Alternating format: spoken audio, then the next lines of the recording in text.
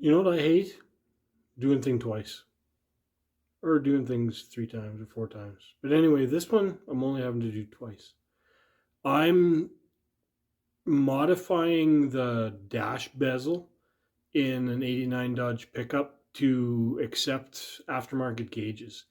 Now, I did it once and I did way more work than I needed to do or should have done.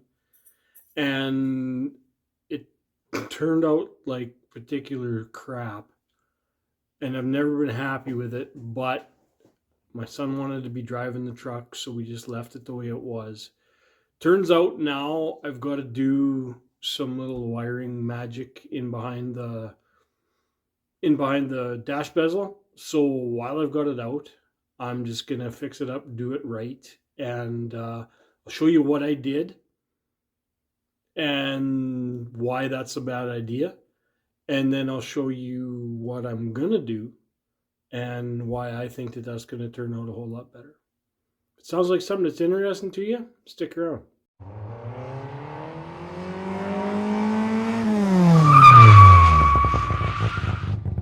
Now, this was my first attempt. If I don't know if you're really going to be able to tell here or not, but this whole piece, back here, I just put a metal overlay over the whole entire thing. And you know what? It was a good idea on paper, but it was a bad idea in practice. What it ended up being, it was fine, except for the fact that I did a crap job of cutting that out. And then, like, down here was the same thing. I put a whole big piece of metal in there when I shouldn't have and didn't need to. Same thing down here. I put a whole big piece of metal in back here that I didn't need to do. And turned out, looks like crap. And I've never been too happy with it. The biggest thing is when you're putting the dash bezel in, I guess no different than when you're putting in the factory dash bezel, but it's a pain in the entire ass to get it in there with the gauges and all the associated wiring and whatnot. And what I'm going to end up doing, I'm going to leave the whole bezel stock except for just the area where the 1, 2, 3 gauges, the 3 factory gauges go. And I'm just going to make a piece of plate to mount the gauges that's going to go in the place where the old ones were. I'll show you the uncut, not yet ruined factory bezel, and maybe you'll be able to understand more what I'm talking about. So now what I'm going to do is I got this little square here, and I'm going to scribe a line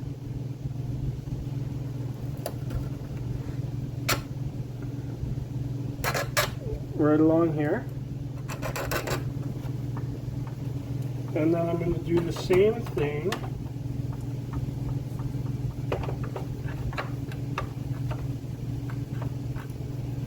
right along here.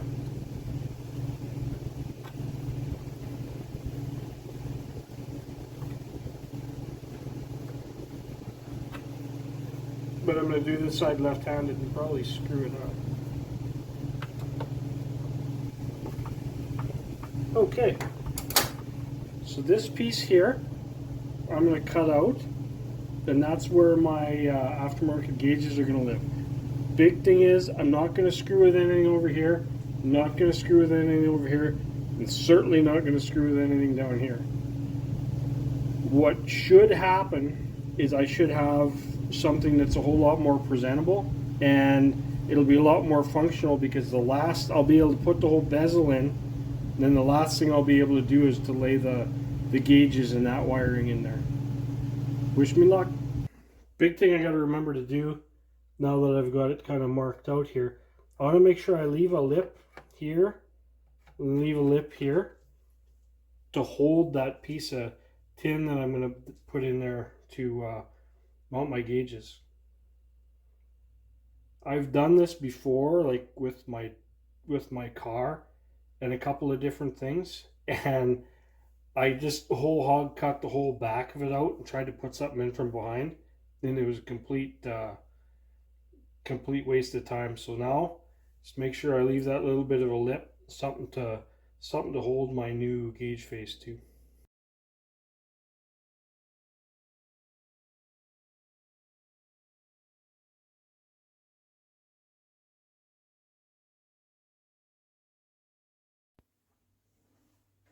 Now, I forgot about this from the last time I used it. That stupid saw, if you got it going too fast like that, it cuts so damn fast, this stuff plastic welds right back in behind you. So,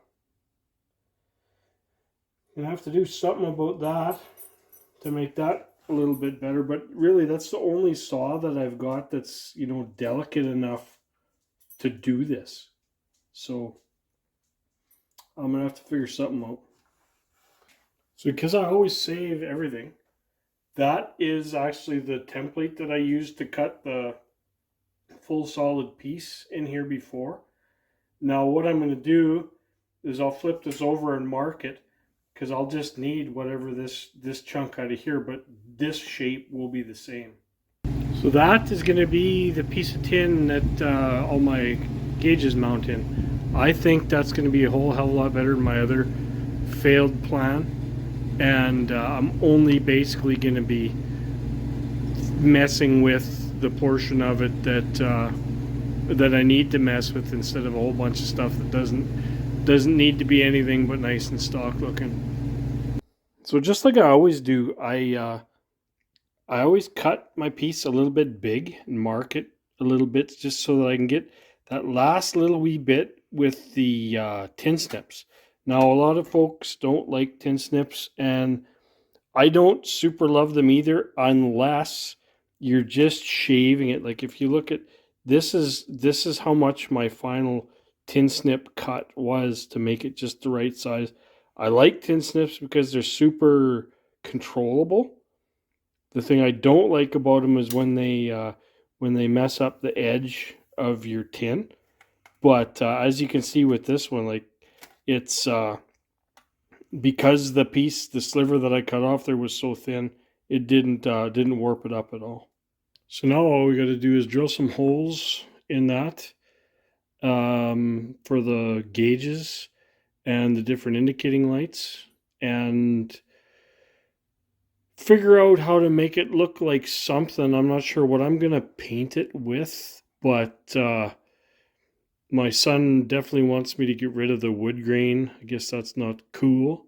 So whatever I finish off that gauge plate with, we'll end up finishing the rest of that wood grain off and that same stuff. So hopefully you won't even super notice that that's there. There'll be a little bit of a stepped section here, here, here, and here. But you know what? Other than that, I think it's going to be good, and it's going to look a buttload better than that piece of junk I got in there. So a little change of plan. This that first piece that I cut, that stuff is just way too thin for what I'm looking to do. So I just took and I grabbed a sheet of 18 gauge that I had kicking around here. I bought it for something, I can't remember what. So there you go, that's free too. And I'm just gonna cut the same shape out of that heavier material, and it's just gonna be a whole heck of a lot nicer in there, and it'll be a lot sturdier to hold my gauges. Now, I guess I could have just rolled a couple beads into that thinner metal, and it would have probably been sturdy enough. But my bead roller is still an unmodified wiggly piece of spaghetti crap, so it probably wouldn't have worked that well anyway. I think this is going to be the way to go in the long run. So I got it rough cut out. Just I left a lot along the outside. I got to cut it to the inside of that black line to make it right. But I'll just sneak up on it from here and it should work out good. I got to say, I picked up that electric shear, and it's the cheapest piece of crap that you could ever imagine.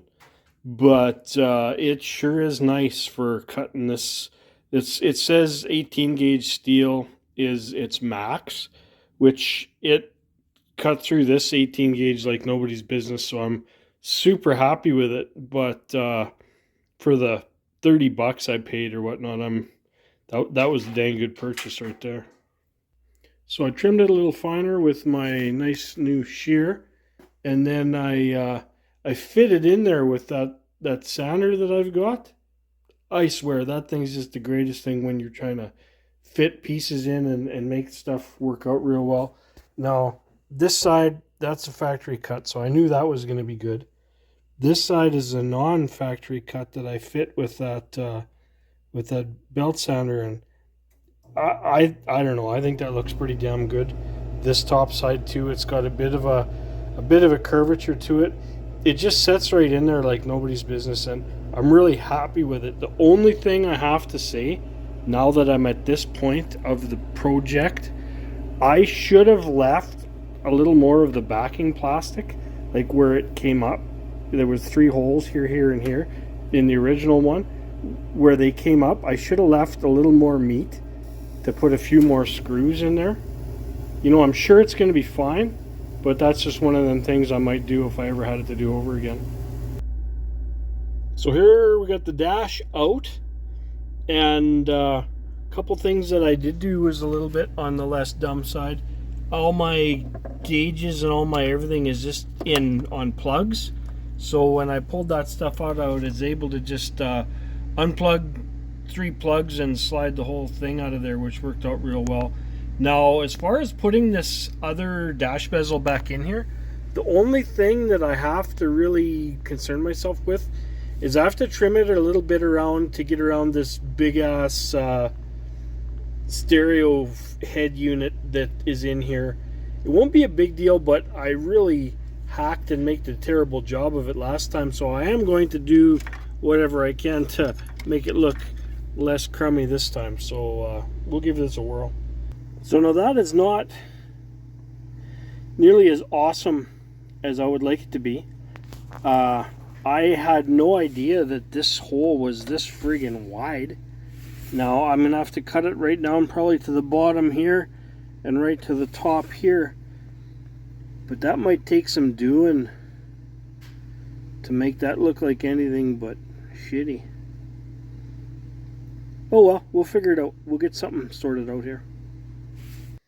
Well, she's in there, and she actually fits pretty dang good.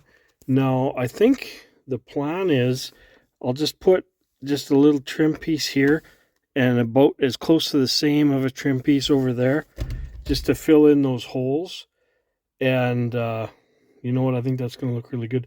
That head unit, stereo, whatever the hell you want to call it, fits a whole lot better than it did last time I attempted to do this job. But last time I attempted to do this job in typical me fashion, I was rushing all over the place, and it certainly looks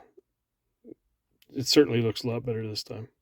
Well, that is going to look a whole lot better than it did before, and honestly, it was a whole heck of a lot easier to do as well. So here's the situation. All the holes are pretty much the right size. My cup saw was just a hair too small for the big Speedo and tack holes, so I cut them out, and then I used this, and if you see, I basically destroyed that flap wheel, but I don't care. What I did is I created that groove, and then I went around and around and around the inside diameter of that hole until it was the right size and nice and smooth and stuff like that. So that worked out real well. Now, the crummy part is the cup saw that I used for the smaller holes, for the smaller gauges, was just a hair too big. I didn't think it was going to be. I thought it was going to be a hair small too. But I guess you don't know what you don't know till you know it. So I'm not going to rebuild this whole panel. That's just not something I've got time or interest in doing. So I'm going to figure out another way to make up that space without making it look stupid. So I got it masked off. I don't want to leave that wood grain on there because I can't match it on here or on here or on here, and I know my son would probably hate the wood grain anyway. He's really not into that. So we'll get a little bit of paint on those three metal pieces and on that, cover up that wood grain and see what it looks like. I think it should turn out just about right.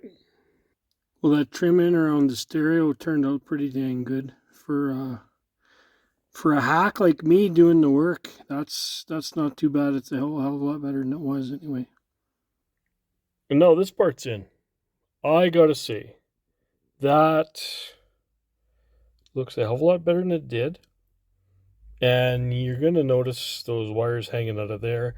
I built a little piece to go in there and fill that hole where the four-wheel drive indicator might go, but I've screwed it up twice. So I'm gonna remake it, and I'm gonna cuss and I'm gonna swear, but I'm gonna worry about it for now because I know once I get patient enough, it'll turn out real well too. So I'm gonna say overall, I'm really happy with this dash installation. Now, one of the best parts of doing this is the whole thing is so much easier to install. Like you install the majority of the dash, and then the last bit with the gauges and all the wiring, you just install as one piece. And it's just so much simpler than wrestling it in there and scratching stuff up like I did before. Yeah, this is going to be mint. So that's it. Worked out really well. Uh, Doing things twice, you learn every time you do something. So the more a person can get out in the garage and do things, even if you're doing stuff over, you're learning and you're getting better. I honestly believe that this is a way better product and it's way better thought out than the last one that I did. So I'm really happy with it. Hopefully my son's happy with it too. If he's not, he better not say nothing or I'll freak out, but that's okay. Thanks for watching.